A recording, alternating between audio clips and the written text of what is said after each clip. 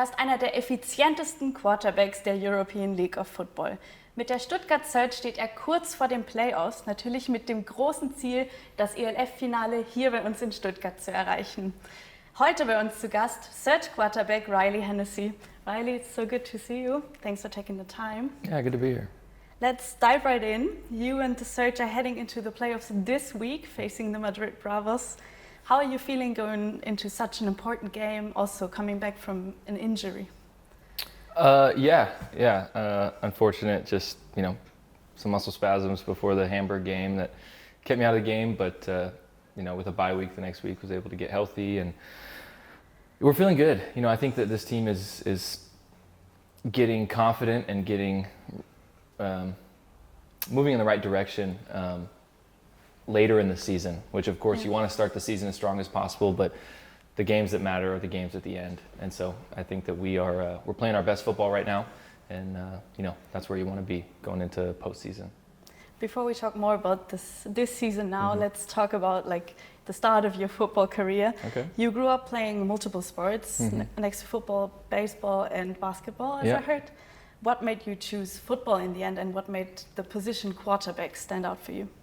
Yeah, playing mostly football and baseball growing up, and so a lot of throwing, and so quarterback kind of just found me naturally. I thought I wanted to play baseball, and be a baseball player, and play baseball in college, but I always loved football more. I just didn't think that there was an opportunity, and I was kind of smaller in high school, and so it kind of just came through playing high school football, and then got the opportunity to play college football, and so took that opportunity, and then that has kind of just continued me on my football career from then. Did you, in the beginning, have an influence from someone in your social circle, or maybe a role model that you looked up to? I'd say, my high school football coach, his son was the same age as me. He was my best receiver, and so we spent a lot of time together, and I just really admired my football coach and always wanted to be around him, and so I think that also helped kind of keep me in the football world. You've played football in the US, as you said, in college, Italy, and now in Germany. And we actually received a fan question that fits perfectly here. Okay. Let's take a look. All right. Hennessy, do you like playing here in Germany, and what's compared to the US? So, it's a great question. It is a good question. There's definitely differences. I would say the biggest difference would just be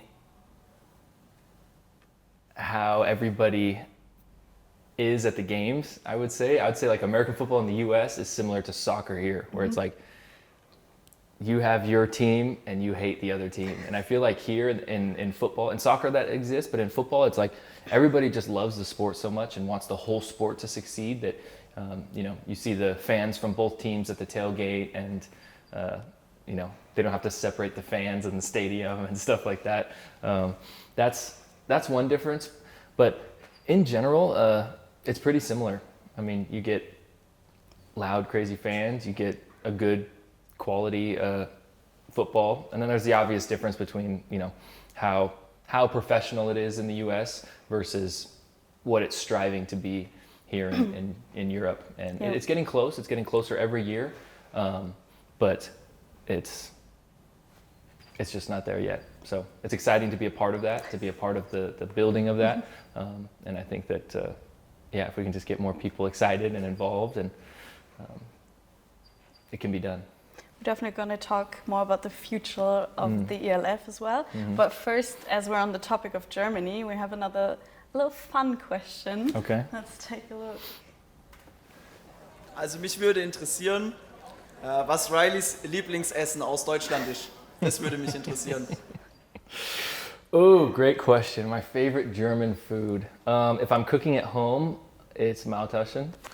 I thought you would pick a Swabian food to make the Stuttgart fans. I love breakfast, and so putting eggs in my Maultaschen is breakfast, really? Not for breakfast, but I just like incorporating breakfast food. To me, eggs are a breakfast food, so incorporating eggs in a meal, I'm always going to like it. So, but I'm kind of weird. I put everything in it. I'll put eggs, I'll put peppers, and I'll put the feta cheese. That's fine. Yeah, I like it all. So definitely Maultaschen is my go-to German food. The Stuttgart people will be happy about that. Yeah. Probably. Yep. Now let's actually talk about your role on the field. People describe you as a calm but also commanding leader. How would you yourself describe your quarterback role? Yeah, I'm definitely a demanding player. I demand a lot of those around me, as I demand a lot from myself, and so I can be difficult at times, but I also love the guys I'm around, and you know that if I'm on you, it's because I believe in you, and it's because I know you can do it, and the success of our team and the success of our offense is dependent not just on one player, it's on multiple guys doing their job on every play, and so that's what I'm focused on, and so when things need to be addressed, I have no problem being the guy that addresses it. But you are pretty efficient on the field. What's the key to that? Is it like mental preparation, or also like on-field preparation, or a mix out of both? What do you mean by efficient? Well, like in the game, Yeah. like you come off being super focused and like Okay. Also the stats. Like, Gotcha. Yes, this is definitely. I mean, I would say I've played so much football. I have reached extremely high highs and I've reached extremely low lows, and so that's just kind of taught me that like all you can do is prepare, and what's going to happen is at times you can't control it, and so just focusing on the things that I have a part of, that I have a responsibility for, really allows me to just get rid of the things that don't matter to me. You know, when the defense is on the field, I'm checked out. Oftentimes you'll see me on the bench on the other side, and I just let them go to work so that I can just focus on my side of the ball or my job on one play. And so, because if you're trying to control everything and be involved, that's when you can, you know, lose focus. And it shows that you trust your teammates. So. Yeah, but that's a process in itself. Yeah. I mean, building trust. I can imagine. Nobody trusts you because you tell them to trust you. Yeah. We talk a lot about building trust through action, and so the actions starting in March and April are what allow us to be in a position that we are this week and playing postseason football and having trust now that we can go out and execute our plays, both offensively and defensively and on special teams. Let's get in your headspace before a game. Would you say you have any personal routines? Are you like the loud, hype player or the quiet, focused one? Yeah, I'm the don't talk to me type of guy. I've usually got headphones in, and I'm not getting hyped. I'm just kind of staying neutral. I'm not super focused on the game, but I'm not thinking about other things. I'm kind of I do have a routine. I go to the same restaurant before every home game. I go to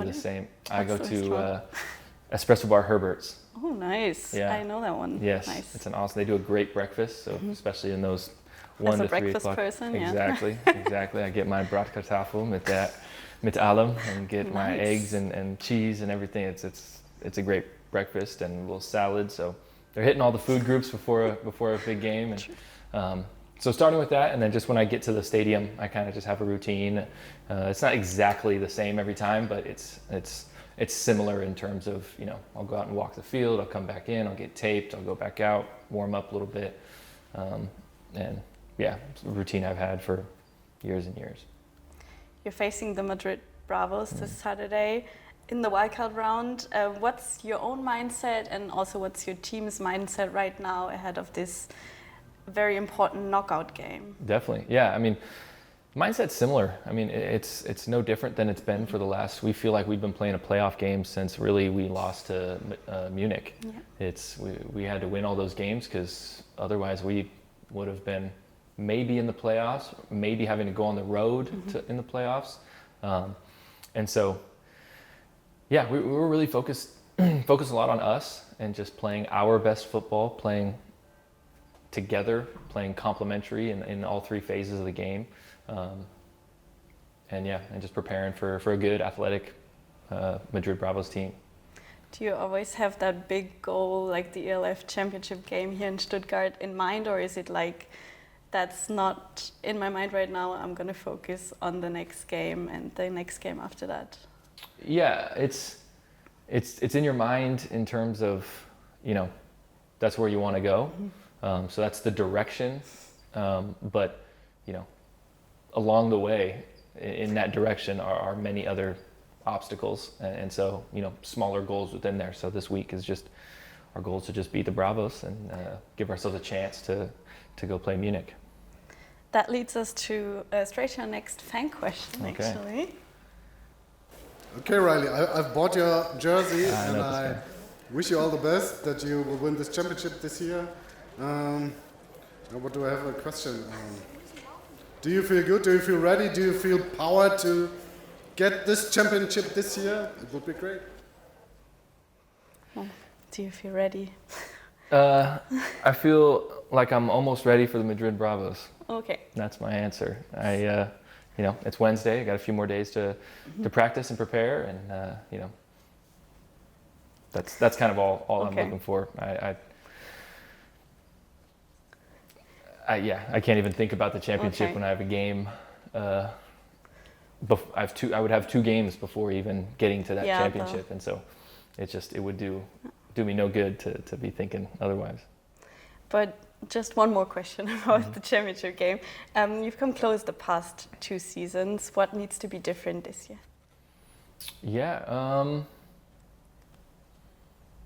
that's a good question. Last year, honestly, it was my play. I think I didn't play well in the semifinal game. So last year, I think that it really felt like it was on me to play more consistent and just play safer football. I thought we were the better team and playing good football against Dusseldorf, and just had to take care of the football. And the year before that, I mean, we were a good team, but we were playing a great team, and so we had to play perfect. And just we had 1 or 2 plays that didn't go our way, and when you're playing a great team like Ryan was that year, they made you pay. And so,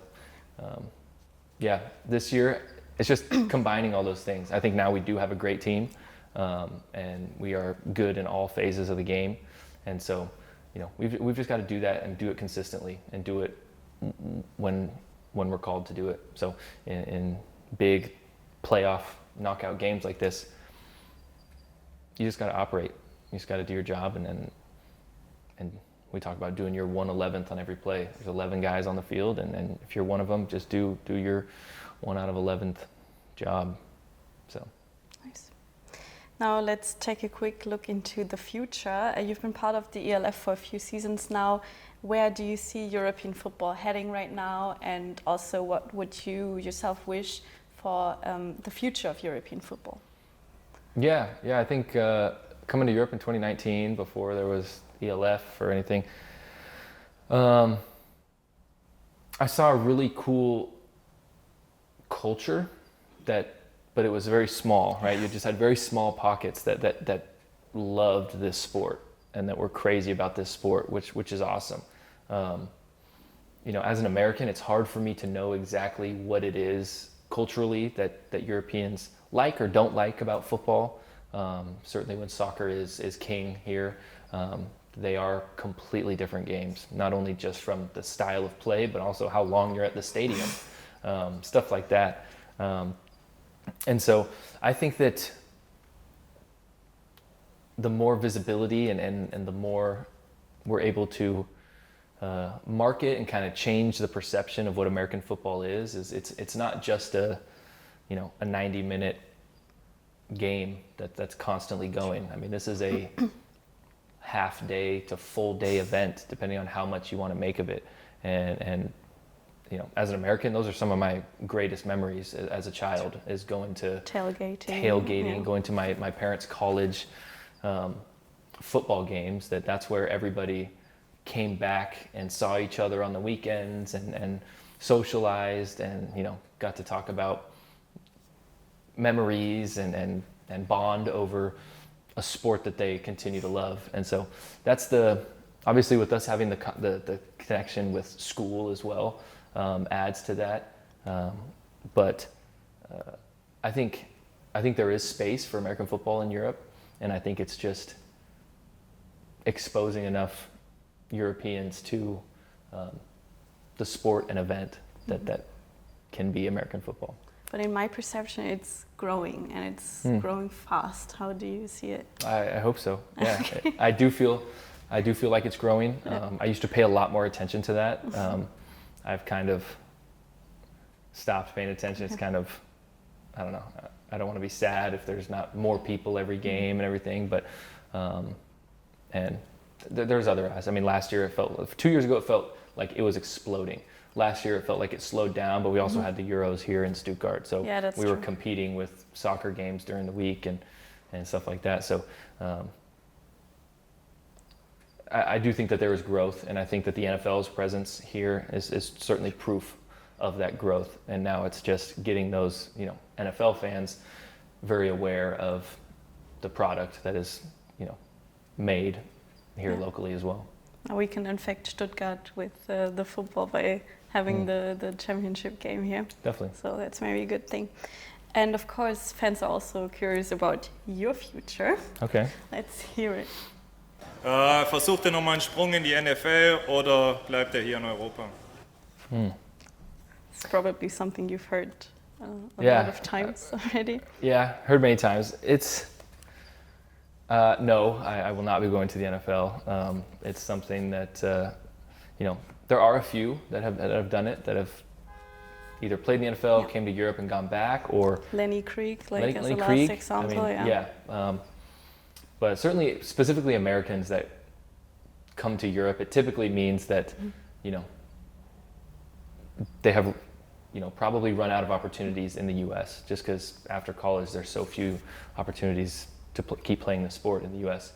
And so it's typically rare for that to happen. Did you try after college? I actually didn't.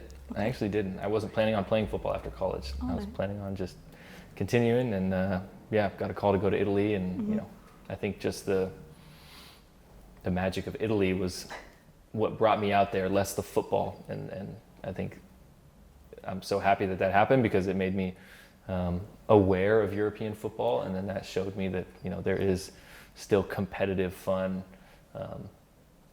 football and experiences to be had.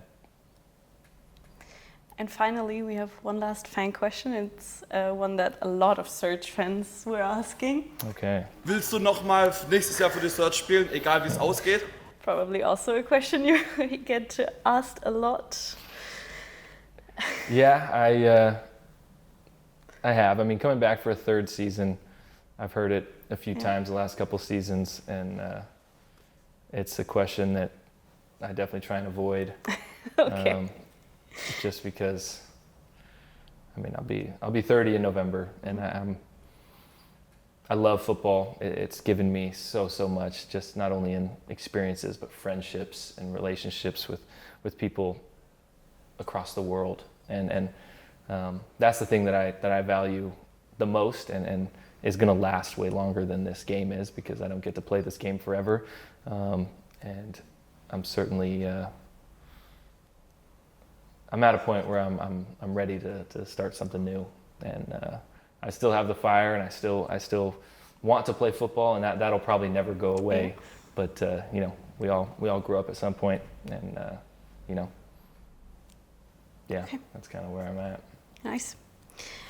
Before I let you go, is there anything you'd like to say to the Surge fans ahead of the playoffs, ahead of the championship game? You can address them directly if you want. Yeah, we need you. We need you guys. That Paris game at home, our 2 home games ago, was the loudest I've ever heard Gazi Stadion. And we need that again on Saturday, and we're going to need it again if we're able to win. We're going to need it for however long this season goes. And so please, please, please continue to show support, continue to be loud, and continue to tell all your friends, all your family, all your workmates to come to the Stuttgart Surge game and come support. Nice. Riley, thank you so much for taking the time and absolutely. giving us Thanks all for having those me. insights. And of course, all the best for the playoffs. Let's Thank you. not forget that. Absolutely. Und das war unser Trifft-Interview mit Surge Quarterback Riley Hennessy. Danke fürs Zuschauen und bis zum nächsten Mal bei Stuggi TV.